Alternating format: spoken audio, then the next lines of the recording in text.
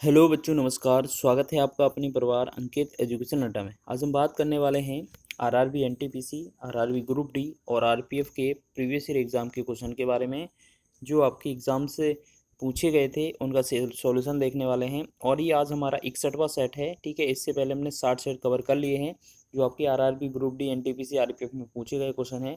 उनका solution best approach के साथ हमने आपको बताया है। इस वीडियो में भी आपको बात करेंगे बहुत ही कम समय में आप कैसे क्वेश्चन हल करेंगे। लिखा है निम्नलिखित में सबसे न्यूनतम कौन सा है। तो इनमें सबसे न्यूनतम बताना है कौन सा है। लिखा है 3/4, 3/5, 3/7 और 3/8 और एक और रह जाता है 3/11। तो आपको क्या याद रखना है, इन सभी संख्याओं में ये चेक करना है कि देखो दोनों सभी संख्याओं में अंश सेम है। अंश सेम है तब कंडीशन आपको याद रखनी है। किसी भी संख्या से भाग दिया जाए तो संख्या का पता कैसे करेंगे। अगर अंश सेम है तो जो सबसे छोटी संख्या से भाग करेंगे अगर उसी में अंश सेम वाले में, तो वो सबसे बड़ा वाला आंसर होगा, ठीक है। वो आगे पीछे कहीं भी लिखा हो इससे हमें मैटर नहीं करता, ठीक है। और जिससे सबसे बड़ी संख्या से भाग करेंगे वो हमारा छोटा होगा, ठीक है। अगर आपको अंश सेम मिले किसी संख्या में और उसमें आपको नीचे भाग देना पड़े और नीचे किसी संख्या से तो उसमें हमें जो सबसे बड़ी संख्या से भाग करेंगे वो सबसे छोटा होगा और जो सबसे छोटी संख्या से भाग करेंगे वो बड़ा होगा। तो इस प्रकार जो 3/11 होगा ये सबसे छोटा होगा क्योंकि क्वेश्चन में न्यूनतम ही पूछा है। तो 3/11 इसका राइट आंसर हो जाएगा, ठीक है। चलिए आगे बढ़ेंगे नेक्स्ट क्वेश्चन की ओर। अगला क्वेश्चन देखेंगे, निम्नलिखित में से कौन सा भिन्न सबसे बड़ा है।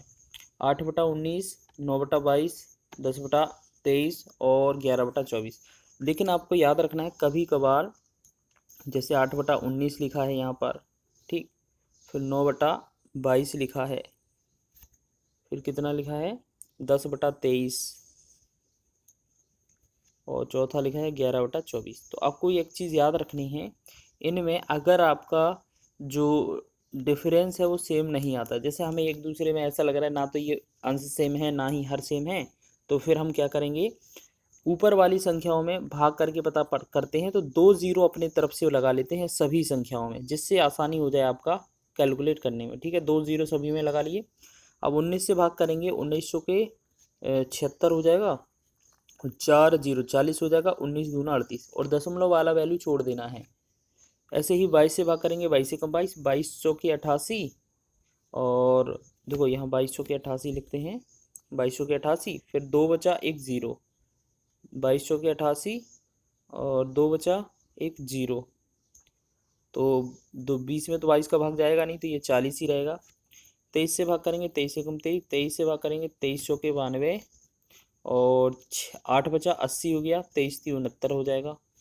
फिर 24 से भाग करेंगे, 24 से कम 24, 24 चौके 96, 24 चौके 96 हो जाएगा और ये 4 14 बचेगा, 40 हो जाएगा, ठीक है। 140 हो जाएगा, 24 चौके 96 हो जाएगा। फिर 4 और 10 14 बचेगा, 140 बनेगा। तो हम फिर 24 से भाग करेंगे, 24 पंचे 120, 24 छक्का 144, यानी कि एक 5 बार तो जा ही रहा है। अब बताइए 42 में, 40 में और 43 में और 45 में, इन चारों संख्याओं में बड़ा भिन्न पूछना है। तो बड़ा कौन सा है, 45 है। तो हम कह सकते हैं जो पहली संख्या थी मतलब ये 11/24 थी वो हमारी सबसे बड़ी संख्या हो जाएगी। ये 11/24 का राइट आंसर हो जाएगा, ठीक है। अब देखिए ये कितने सारे एग्जामों में पूछा था, रिपीट हुआ था। एनटीपीसी ऑनलाइन परीक्षा 30 अप्रैल 2016 में, फिर 2012, फिर 3, 2, 2 और 2004, इतने सारे एग्जामों में ये पूछा था, ठीक है। ये क्वेश्चन पूछा जाता है रेलवे के हर एक एग्जाम में, तो आप इसको भी कवर करके जाइएगा इस तरीके से। निम्नलिखित में कौन सी भिन्न सबसे छोटी है। तो यहाँ पर लिखा है पहला संख्या 3/5, दूसरी संख्या 5/6, तीसरी संख्या 2/3 और चौथी संख्या 4/5, ठीक है। तो अब इनमें हमें क्या करना है, 2 जीरो अपनी तरफ से बढ़ा देने हैं। 2 जीरो अगर छोटा बड़ा कभी भी निकालना हो और कोई पैटर्न फॉलो नहीं होता है तो हम क्या करते हैं, 2 जीरो अपनी तरफ से बढ़ा देते हैं। फिर भाग करते हैं, 5 से भाग करेंगे, 5 6 30, 60 जीरो हो जाएगा। 6 से भाग करते हैं, 6 9 54 हो जाएगा, नहीं 6 8 48 हो जाएगा, 48 2 जीरो, तो 6 6 3 18 हो जाएगा, ठीक है।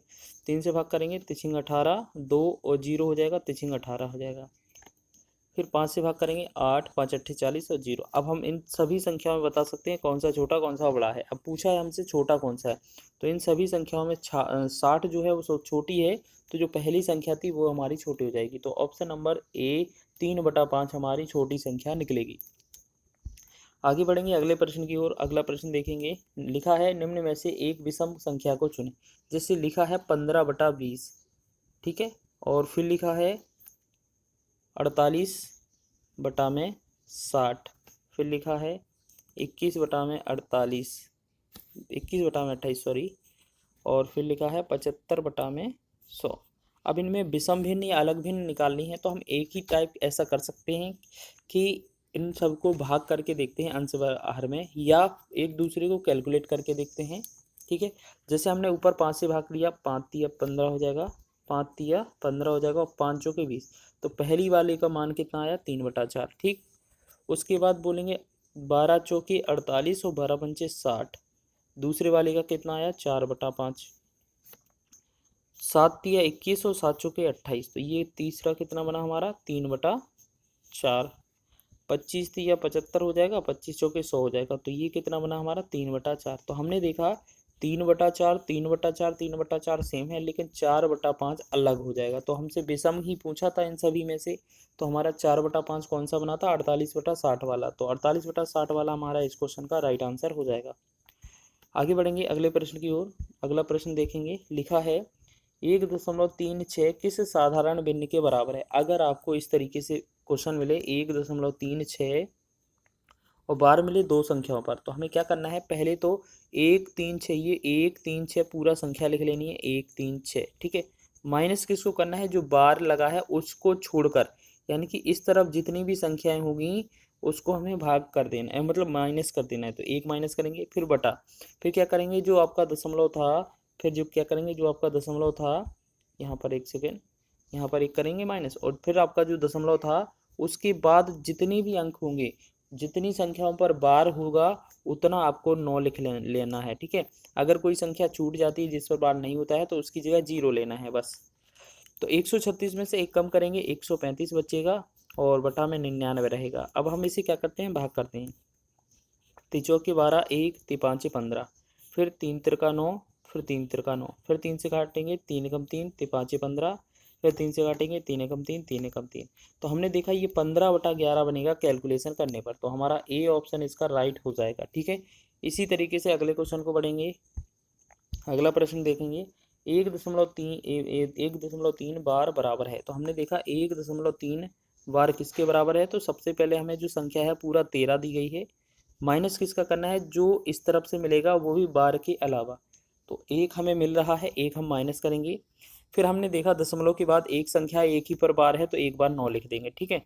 अब 13 में से एक गया, 12 बचा, 12/9 रखिएगा, तो 3 तीचों के 12 करेंगे हम, तीचों के 12 और 3 तिरका 9, तो हमने देखा ये कितना बना 4/3, 4/3 इसका राइट आंसर बनेगा, तो जो कि ऑप्शन नंबर ए में दिया है विकल्प। अब बात कर लेते हैं अंतिम प्रश्न की, इसे कैसे बनाएंगे। लिखा है यदि 2/x बराबर 4 और यदि 2/y बराबर 8 है तो x माइनस वाई का मान क्या होगा। सबसे पहले 2/x का जो वैल्यू है वो 4 दिया है, और यहाँ से हम संख्या को पलटेंगे यहाँ पर, तो ये 4x यहाँ पर बटा 1 लेके क्रॉस गुणा करेंगे, तो 4x यहाँ पर इस तरफ और इसके इस तरफ, 4x बराबर कितना होगा 2।